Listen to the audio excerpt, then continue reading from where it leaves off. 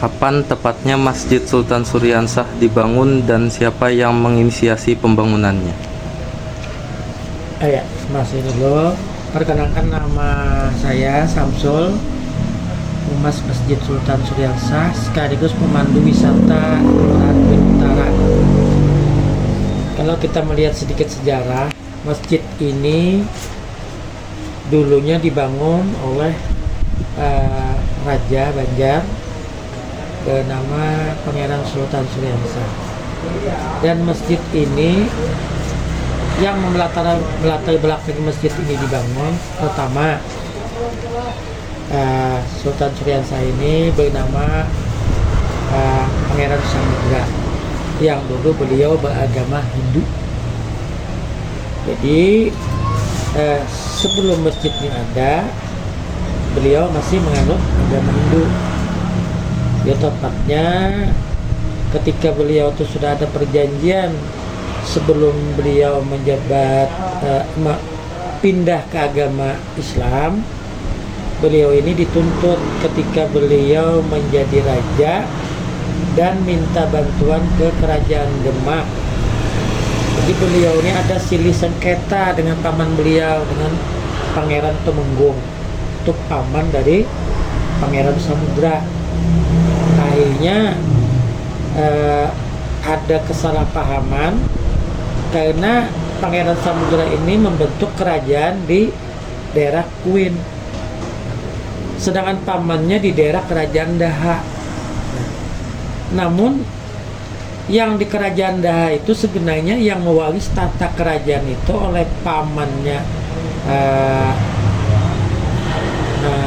Pangeran Raja Soekarama, kakeknya Pangeran Samudra.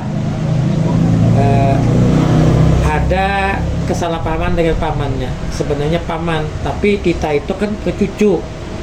Pangeran Samudra ini cucu dari Maharaja Soekarama. Akhirnya tidak kesenangan paman ini membuat gejolak, akan terjadi pertumpahan darah.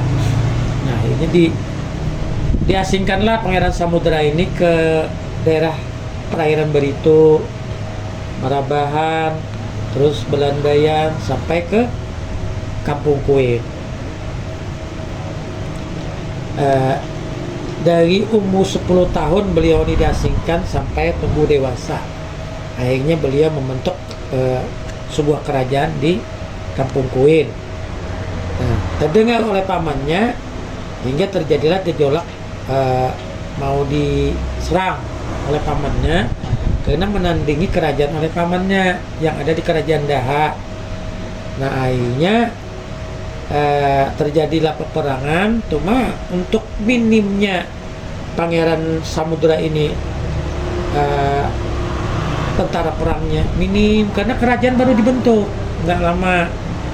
Akhirnya minta bantuan di kerajaan Demak. Jadi kerajaan Demak ini mau memberi bantuan dengan catatan, salah satu persyaratan yang paling mendasar itu seluruh dari kerajaan dan seluruh rakyatnya harus masuk Islam. Nah, akhirnya singkat cerita diasisilah atau dipenuhilah syarat itu. Nah, hingga terjadi peperangan. Jadi beberapa ribu dari tentara kerajaan Demak dikirim ke Kampung Kuin dengan membantu penyerangan dari pamannya tadi. Akhirnya tadi perang, dan syarat itu sudah dipenuhi, seluruh kerajaan itu harus masuk Islam, dan terjadi perang. Ternyata sudah banyak yang berjatuhan. Kalau pikir oleh Pangeran Samudra ini kalau diteruskan karena rakyatnya malah habis. Akhirnya turun satu sama lain. Paman dengan keponakan berhadapan, artinya perang tanding lah. Namun ketika beliau berhadapan dengan paman dan keponakan tadi, Pangeran Temenggung dengan Pangeran Samudra, terjadilah kelunakan hati dan tidak jadi saling membacok. Akhirnya damailah pada tahun itu, kurang lebih tahun mungkin 15 sebelum 26. Jadi damai. setelah damai mungkin beberapa tahun atau bulan atau tahun kemudian dituntut. Semalam Andika berjanji ketika selesai perang, kalah atau menang kan masuk Islam.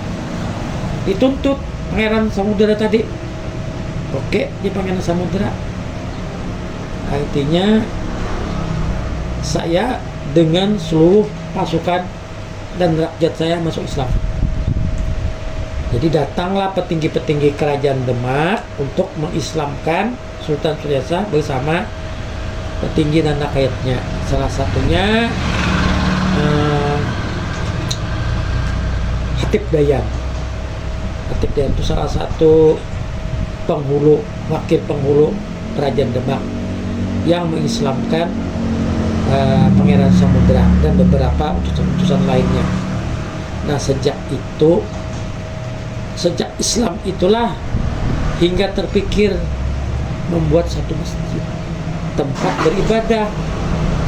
Nah, artinya musyawarah dengan petinggi-petinggi Islam Demak dan Islam yang ada di Kampung Kuin kerajaan Pangeran Samudra. Akhirnya dibentuklah, sepakat membangun sebuah masjid, walaupun masjidnya itu sangat sederhana. Dan peletakan masjid itu terjadi pada tahun 1526. Jadi yang melatar belakangnya itu sudah Islam dan dibangunnya pada tahun 1526. Bangunlah masjid ini. Apakah ada catatan sejarah mengenai proses pembangunan masjid ini dan berapa lama waktu yang dibutuhkan? Iya. Awal-awalnya masjid ini dibangun pada tahun 1526 itu dengan sangat sederhana oleh Pangeran Sultan Suryasa bersama rakyat dan petinggi-petinggi Demak, yaitu bahan yang digunakan hanya berupa kayu halayung, sejenis pohon palam yang lurus. Ada 4 tiang dan dibantu dengan tiang-tiang kecil. Atapnya terdiri dari pohon atau daun nipah, daun yang tumbuh di pesisir Sungai Kuin. Itu yang dijadikan atap. Sedangkan dinding itu hayaman batang palupuh dihayam. Kalau ini kan dari bambu ya, kalau di Jawa ini batang palupuh. Jadi di atap dengan daun nipah, dihayam pelupuk dan tiang halayung. Nah, itu pas tidak jauh daripada tahun penobatan peletakan batu untuk dibangun masjid, yaitu 1526. Ketika itulah masjid itu dibangun sangat sederhana. Nah, jadi proses pembangunan itulah, kesederhanaan itulah karena sesuai lawan kapasitas orang Islamnya, tidak banyak. Jadi masjidnya agak kecil. Namun setelah pemerintahan Sultan Suryasa ini berganti, artinya dititahkanlah lagi, diamanahkan dengan Sultan Tamjidillah lagi yang merawatnya. Kemana Sultan Suryasa? Pindah ke beberapa tempat dan terakhir pindah ke Kayu Tangi. Tahu Kayu Tangi? Di mana?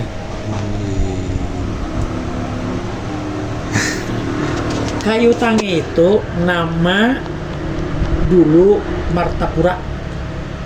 Makanya di Martapura itu tidak asing, banyak kiai pindah dari kerajaan Sultan Suryasa. Nah, nama pun beda, berubah dari Pangeran Samudra menjadi Pangeran Sultan Suryasa karena sudah Islam. Laginya agama Hindu, Pangeran Samudra, masuk Islam, berubah nama beliau Pangeran Sultan Suryasa. Jadi proses masjid itu bergulir ke Sultan Tamjidillah. Sultan Tamjidillah meneruskan lagi itu pada tahun 1735 di 26 1735 berapa tahun kemudian. itu diganti, yang tiang alayung diganti dengan kayu ulin, yang atapnya daun nipah diganti sirap, dindingnya juga kayu ulin, papat ulin. Walaupun papat ulinnya sangat sederhana, tidak berukir, tidak apa, polos. Nah, jadi dirawatlah oleh Sultan Tamjidillah tadi diganti. Namun Sultan Tamjidillah ini tidak serta-merta menginap di sini, tidak menetap di sini. Beliau juga hijrah ke lain lagi untuk syiar Islam. Dan kebetulan pada tahun itu kita kemasukan penjajah Belanda. Jadi Belanda tuh kalau mendengar kiai petinggi kerajaan antara dua, kalau kada dibunuh dibuang. Hingga petinggi-petinggi yang ada di Kuin sini hijrah ke kampung benua lain. Itu pada tahun 1735. Nah, diserahkan lagi ke tokoh-tokoh masyarakat, alim ulama. Masjid ini disuruh dirawat lagi. Akhirnya Sultan Tamjidillah hijrah ke lain, dirawatlah oleh tokoh masyarakat dan tokoh agama, yaitu mengganti lantai. Lantainya agak lapuk, diganti dengan kayu ulin pada tahun 1950. Nah, lumayan besar, ada dibesarkan, ada diganti. Cuma bangunnya tetap bangunan tipenya seperti bangunan seperti ini. Sampai di situ karena masyarakat ini kan terbatas.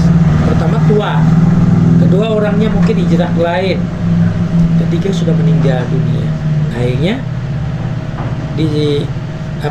diteruskan lagi dengan masyarakat biasa dan dibantu oleh Pangdam 10 Lambung Mangkurat itu pada tahun 1975. Itu dirombak habis, jadi tidak berbentuk seperti aslinya lagi, dirombak habis pada tahun 1975 itu. Malah bingung masyarakat, kenapa masjid peninggalan sejarah kok malah dirombak. Dan petinggi-petinggi budayawan pun agak protes. Akhirnya dikembalikan lagi pada tahun 1999 sampai 2000, dikembalikan seperti asal, seperti ini. Nah, seperti inilah banyak ornamen-ornamen Banjar, sandingan dengan Hindu, kerajaan Demak maksudnya itu, hingga ada beberapa perwakilan peninggalan yang ada di Masjid Sultan Suryansa. Bagaimana pengaruh budaya lokal tercermin dalam arsitektur Masjid Sultan Suryansa? Ya, sebagaimana kita lihat, ornamen Banjarnya lebih mendominasi, baik kaligrafi bentuknya, seperti buah, yang karena di masjid ini dilarang untuk kita seperti adanya patung hewan, tidak boleh. Jadi kalau tumbuh-tumbuhan, bunga-bungaan atau buah-buahan itu diperbolehkan, karena di dalam sebuah bangunan tempat ibadah tidak boleh ada gambarnya patung seperti menyerupai anjing atau yang lain sebagainya. Akhirnya dari bangunan ini disandingkan artinya aksesoris Banjar yang ada bentuknya rantai, bunga dan lain-lain, kaligrafi Islam. Nah, itulah yang banyak mendominasi ornamen-ornamen Banjar. Bagaimana peran Masjid Sultan Suryansah dalam kehidupan masyarakat Banjarmasin baik di masa lalu maupun sekarang?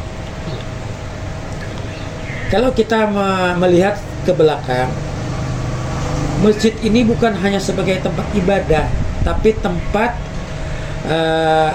menyebarkan Islam dan juga tempat mengatur strategi-strategi dalam memperkuat kerajaan yang ada di Kampung Kuin. Jadi tidak semata-mata untuk ibadah, tapi untuk memperluas penyuruhan agama Islam, artinya lebih luas lagi pembelajaran, dan juga ada pembelajaran masalah strategi kerajaan. Bagaimana kondisi fisik masjid saat ini? Apakah ada upaya pelestarian yang sedang atau pernah dilakukan? Iya, karena ini salah satu amanah. Jadi bagaimanapun masjid ini tetap pertama kita pertahankan keasliannya. Kedua, mana yang memang itu harus kita perbaiki sesuai lawan undang-undang perlindungan benda sejarah, bisa kita perbaiki. Kalau memang ini melanggar undang-undang, kita harus lapor kepada yang membentuk undang-undang, memberikan wewenang. Jadi alhamdulillah sampai hari ini kita termasuk penjaga dan perawat Masjid Sultan Suriasana, karena kita lingkungan asal muasal kita 5 generasi masih di Kampung Kuit. Jadi untuk sekarang sudah agak lumayan, walaupun kita banyak kekurangan-kekurangan yang kita sadari, harus kelengkapan, tapi secara kelengkapan di dalam masjid tempat ibadah alhamdulillah sudah memadai. Apa arti simbolis dari berbagai elemen desain atau ornamen yang terdapat di dalam masjid? Iya, itu ada beberapa ornamen, salah satu ada rantai, ada bunga, terus ada nanas. Nah, jadi 3 itu selalu mewakili selain pada kaligrafi yang napasnya Islam kuat. Jadi kalau rantai itu bisa diartikan, artinya di dalam masjid itu kita harus menjalin silaturahmi seluas-luasnya, sekuat-kuatnya, sekental-kentalnya secara Islami. Jadi rantai itulah yang mengasumsikan, yang diartikan bahwa itu salah satu pengikat sesama, khususnya Islam, dan mungkin sesama umat seluruh jagat raya yang ada di dunia ini. Jadi tidak kalaunya kita ada orang kunjungan, tidak menutup kemungkinan kita tidak ada membatasi agama apapun, kalau mau melihat tidak menutup kemungkinan. Jadi silaturahmi tetap jalan dalam bingkai rantai tadi, kebersamaan. Namun kita melihat tadi itu ada bunga nanas. Kalau nanas itu salah satu buah yang biasanya dipergunakan untuk pembersih satu benda-benda bersejarah seperti keris, nanas itu. Nah, lalu diaplikasikan ke dalam ajaran setiap orang yang duduk di Masjid Sultan Suriasa ini itu dicuci hatinya, karena dicuci seperti kanas tadi itu dicuci, mencuci hal-hal yang akan mungkin jadi pikiran yang kurang baik, hati yang kurang baik. Nah, menjadi kalau sudah keluar menjadi bersih. Jadi dengan istighfar, mungkin dengan doa dan baca-bacaan di tengah-tengah tiang guru itu ruang keramat namanya. Jadi kalau kita mau minta ada hajat di sana, bisa kita sholat 2 rakaat, apa yang kita mau, di tengah-tengah itulah tempat kita mungkin munajat kepada Allah Subhanahu wa taala. Dan yang bunga itu kan bukan hanya sekedar lambang masjid ini kita sholat keluar, tapi dari godokan di sana ada beberapa ilmu, kadang-kadang tausiah, kadang-kadang ada pelajaran lain. Habis di sana kita memetik, kita tebarkan keluar harum. Jadi kita refleksikan ke masyarakat lain yang belum tahu menjadi tahu, yang belum bisa menjadi bisa. Jadi kita taburkan keharuman masjid itu, ilmu yang kita pelajari dalam masjid itu. ke masyarakat khususnya sekeliling dan masyarakat umum. Juga ada di situ ada gambar buah manggis. Buah manggis itu diartikan sebagai kodrat yang diciptakan Allah Ta'ala. Manusia ini sebujurnya sama. Kadang-kadang darah biru, darah merah, darah hijau, dan kalau saya darahnya merah. Jadi karena kita sadari bahwa sama ciptaan Allah Ta'ala, jadi kita mengurangi bahkan menghilangkan rasa-rasa praduga yang kurang baik. Jadi sepertilah jangan memandang kalau sebuah manggis itu hitam biru, buka isinya pasti putih. Seperti itulah hati kita setelah keluar masjid, bisa membawa, menenangkan, menghilangkan pikiran-pikiran yang kurang baiklah. Jadi diambil dengan simbol buah manggis tadi. Baik Pak, terima kasih sudah mau meluangkan waktunya untuk diwawancara. Ya, terima kasih kembali dan mohon maaf kalau kurang berkenan, kurang pas, dan kami pribadi bahkan mewakili daripada pengurus, harapan kami menitip nanti hal-hal yang menjadi pengetahuan dan bisa dilihat, bisa didengar, bisa disebarluaskan ke kawan-kawan dan instansi atau lain-lainnya yang bisa nanti menjadi satu barometer ukuran pembendaharaan ilmu yang ada di Masjid Peninggalan Masjid Sultan Suriansa ini. Terima kasih. Assalamualaikum warahmatullahi wabarakatuh.